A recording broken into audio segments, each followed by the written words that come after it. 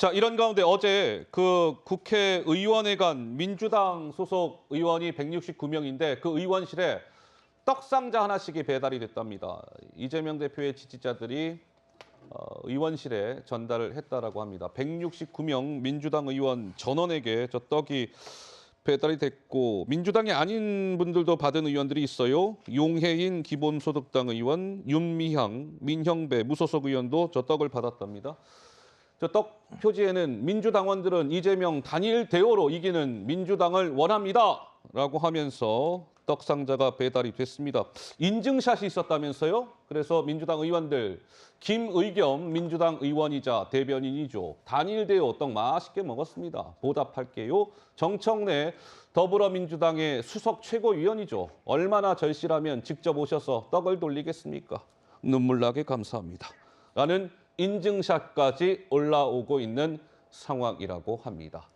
말씀을 좀 듣고 싶은데 김종욱께서 한 말씀 하시겠어요? 예, 제가 볼 때 너무 민주당에게만 좀 불공정하게 말씀을 하셔서 예를 들면 대통령실에서 아무 말도 하지 않으면 아무 일도 일어나지 않을 거라고 얘기한 건 민주적입니까? 이준석 당대표를 전 당대표를 몰아낸 건 민주적입니까? 제가 볼 때 정치권 전체를 말씀하시면 제가 동의할 수 있어요. 민주적이지 않다라고 하는 부분에 대해서. 근데 민주당만 나쁜 것도 아니에요. 의정부고에 가서 자기가 생각하는 부분에서 비판적인 입장 갖다 얘기를 했어요. 가서 뭐 폭력을 행사했습니까? 뭘 했습니까? 이것도 문제가 있다고 말씀하시게 되면 우리의 민주주의는 어떻게 작동하는 거죠? 그러니까 가만히 있어야 되는 겁니까? 예를 들면 상식적인 범죄 민주주의가 뭔지에 대해서 우리가 사회적인 합의를 만들어야 되는데 오히려 참여민주주의가 중요하다라고 제가 정치학을 합니다만 민주주의 원론은 그거예요. 참여민주주의예요. 소위 유권자가 스스로 정치적 현장에 가서 자기의 목소리를 얘기하고 토론하는 게 민주주의입니다. 가서 유튜브가 가서 예를 들면 내가 생각하는 방식은 이런 겁니다 하고 질문을 했고 거기서 서른 의원이 제가 아주 상식적으로 답변하셨어요. 그렇게 민주적인 거죠. 왜 그것이 예를 들어 일방적인 다수에 의한 소수의 다수에 의해서 소수를 공격하라고 말씀하시는 거죠. 말이 안 되는 생각이 들기 때문에 오히려 앞으로 이런 것들은 권장을 해야 되는 거죠. 저런 데 가셔가지고 유권자들 스스로가 가서 비판하십시오라고 말씀하시는 게 맞는 거죠. 정 의원님. 아니요, 지금 김 교수님 말씀에 일부는 동의하고 일부는 제가 동의하지 못해서 지금 한 말씀 드리려고 그러는데요.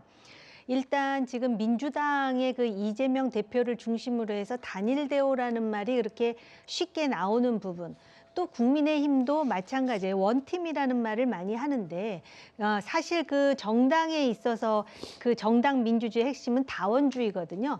그런 부분에 대해서는 성찰이 필요하다라는 거는 저는 동감해요. 그런데 참여민주주의가 민주주의의 본질이다. 본질 맞죠. 근데 참여민주주의에는 몇 가지 전제가 있어요.